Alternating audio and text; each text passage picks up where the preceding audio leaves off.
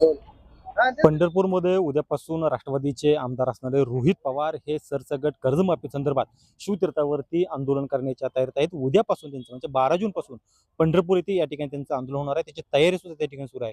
मात्र काही वेळापूर्वी या ठिकाणी पोलीस प्रशासनाला आणि पोलीस प्रशासनानं इथल्या संयोजकाला जे आंदोलनाचं ठिकाण आहे ते ठिकाण बदलण्याची विनंती या ठिकाणी करण्यात आली। त्या अनुषंगानं पंढरपूरमध्येच त्या ठिकाणी असणारं शिवतीर्थाच्या जवळजवळ टिळक स्मारक या ठिकाणचं जे काही ठिकाण आहे त्या ठिकाणची पाहणी पोलीस प्रशासन आणि आंदोलक यांच्या वतीने या ठिकाणी करता येते।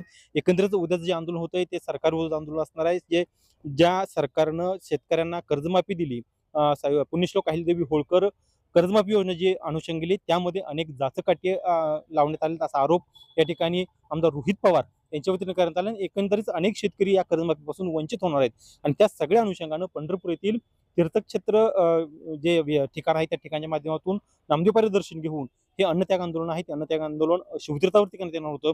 मात्र पोलीस प्रशासन या ठिकाणी पंढरपूरमध्ये चातुर्मास सुरू आहे, अधिक महिना सुरू आहे आणि त्या अनुषंगाने मोठी गर्दी होते आहे। त्यामुळे गर्दी बदलण्याच्या अनुषंगानं आणि ते आंदोलन ते ठिकाण बदलण्याच्या दृष्टीने या ठिकाणी पंढरपूरचे पोलीस उपविभागीय अधिकारी आहेत प्रशांत दगडे ते इथल्या संयोजकाशी या ठिकाणी चर्चा करण्यात आहेत। मात्र जे आयोजक आहेत आयोजक त्या शिवतीर्थावरती जे असणारं ठिकाण आहे त्या ठिकाणावरती ठाम आहेत। एकंदरीत पोलीस प्रशासन इथल्या संयोजकाशी सातत्याने चर्चा साधते। प्रशासन नगरपालिकेचं प्रशासन या ठिकाणी पोलीस प्रशासनाबरोबर आहे। त्यामुळे पुढच्या येणाऱ्या काळामध्ये आंदोलन ठिकाण बदललं जाणार आहे का?